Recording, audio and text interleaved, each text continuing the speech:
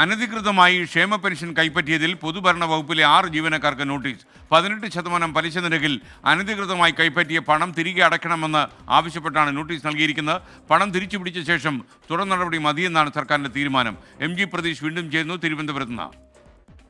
Pratheesh, good morning, പറയൂ. SKN, good morning. അനധികൃതമായി ക്ഷേമ പെൻഷൻ കൈപ്പറ്റിയ സർക്കാർ ജീവനക്കാർക്കെതിരെ നടപടി കൂടുതൽ കടുപ്പിക്കുകയാണ്. ഇതിന്റെ ഭാഗമായി നേരത്തെ പൊതുഭരണ വകുപ്പിലെ 6 പാർട്ട് ടൈം സ്വീപ്പർമാർക്ക് അവരെ പിരിച്ചുവിടാനായി നോട്ടീസ് നൽകിയിരുന്നു.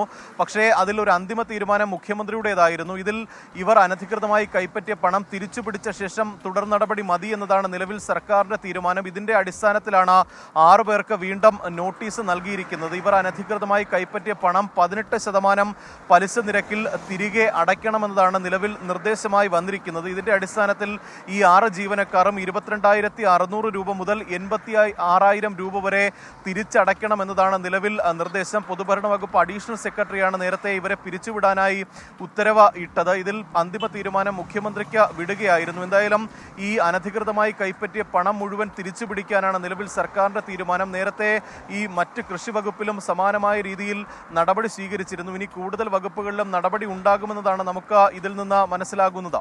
SK വിവരങ്ങൾ നൽകിയത്.